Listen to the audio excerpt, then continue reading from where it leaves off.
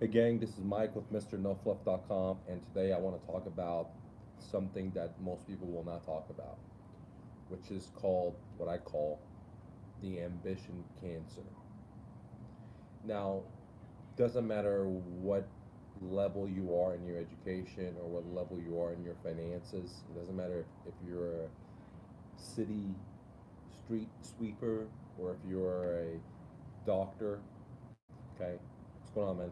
Ryan, we have something called the cancer of ambition that no one talks about. What that means is that, let's say you're making $10,000 a month, somehow, some way, you want to get more. Okay, so let's say then you go and get more. Start making $20,000 a month, somehow, somewhere, you want to get more.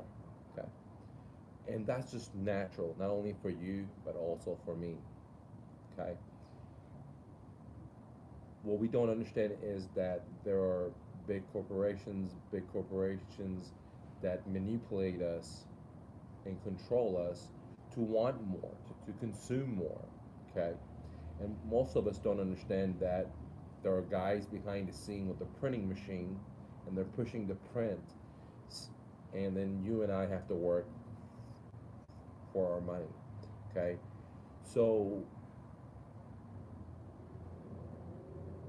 this causes us a programming through the media, to the advertisement, to the signs you see on the streets, to the TV shows that you should have some certain type of car, you should look a certain type of way.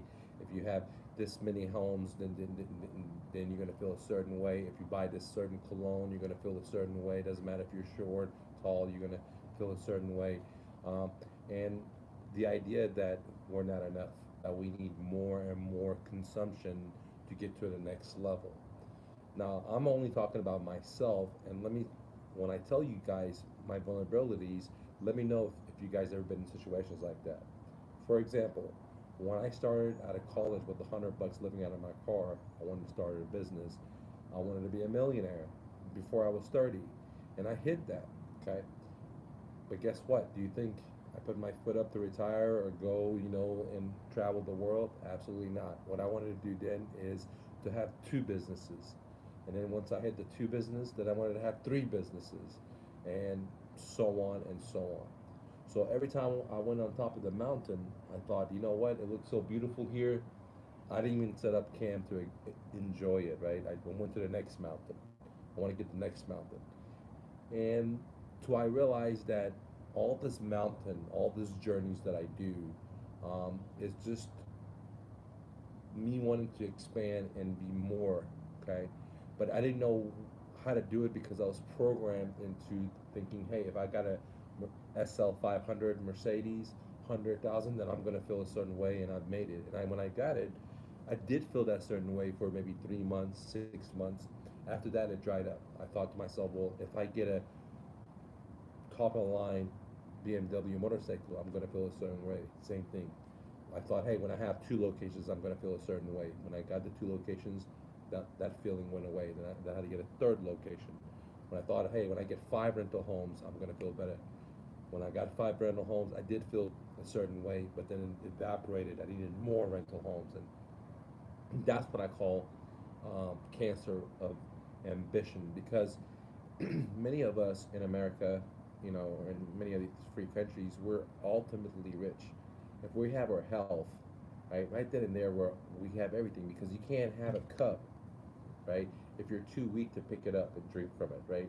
It doesn't matter how great your chair is or your backyard is, if you're too weak to go out there and look at it, or if you're in a hospital bed. So all of us are extremely rich. We have our health. The other thing is that, we all have our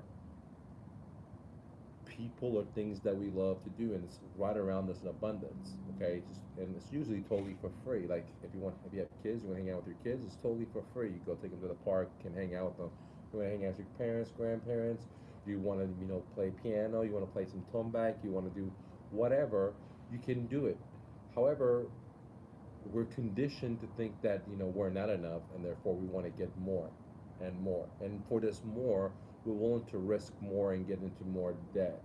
okay, or take more of a burden on, okay, or just risk. Risk could be from getting into debt, or versus working more hours, or sacrificing things you enjoy to do. Um, Now, I'm not saying that you shouldn't be a farmer where you have to put a seed and you have to work through it. I definitely believe being a farmer is the way to go. But the ambition of constantly wanting to expand, constantly wanting more. For example, if you just bought a brand new car, 6 months later the car doesn't look that good. If you buy a new home, maybe two years later you want a better one. Okay, constantly wanting more and more, and not being happy for what you got. I mean, if you really think about it, if you have running water, you're extremely rich. I was watching a YouTube documentary of people in Pakistan that don't have running water. They only get water every 15 days. And I'm talking about these people have family and kids, and there's no running water. They have to go hike to the pipelines and then hike back with this heavy water, okay? Think about that, 5 in the morning, okay? Um, I saw another documentary where like women are being kidnapped in China because there's not enough women and for the men to marry. Okay, and it's just so if you live in America and you have running water, then you have so much, right? If you have your health today, you have so much riches. If you're able to eat today, wow, man. I mean, so the point I'm saying is that if you're not extremely happy and joyful for where you are right now, just if you have your legs, your arms, you're breathing, okay? And you can't be happy about this stuff.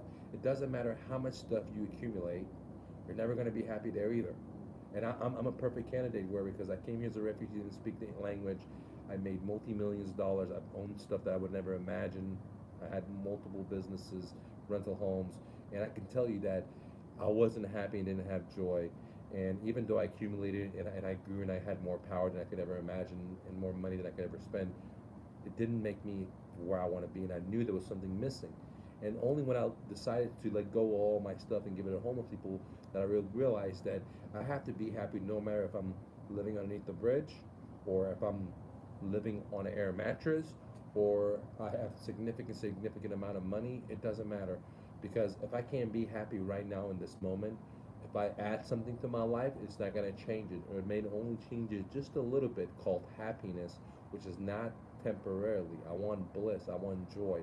I don't want some external thing to come to my life to make me happy, okay, for just a short period of time. That's not what I'm looking for. I want to just be able to say, look, I sleep on an air mattress, like I tell you guys, and I'm totally happy with that, right? I'm chasing my dreams. I let go of everything I own. I got like 4 pants and just a few shirts, and everything I own fits in a backpack, but I'm living it up because I'm in the trenches. I'm not in a bad way, trenches. Like I love to be in there, dude. Like I love to go in there and try to be creative, try to be imaginative, try to help people, and I'm doing that. I'm chasing my dreams. Even though I sleep on an air mattress. So now, with that mindset, I can be whatever I want to be because I'm already feeling so great the way I am. I don't have to get a new car to feel a certain way, or I don't have to open a new locations to feel a certain way. And the other thing is that um, I had a disease, which is like if I had more than you, then I felt better for that. And many people in the world are like that. People that have a lot, they feel they want to hold their stuff up and they don't want to share with people. Same thing with people that don't have that much. They want to hold their stuff and they want to share with people. Okay, um, and to me that was a disease that I had because if I had more than someone else, I felt better. I felt like I was smarter, or you know, you know. But I now look back at it, I'm like, man, that's so embarrassing. It's like, man, that's an individual too, just like me, and they have the same wants and drives, and the same family and kids, and pain and suffering and happiness and glory, whatever. And like they're the same. Versus like, hey, I'm better than them if I'm better than them because I have multiple locations. Okay, uh, etc. So where am I going with this? Ambition to grow more and to be more is great, but if you're not extremely enjoying and feeling blessed, okay, the way you are right now. Now, for example, I was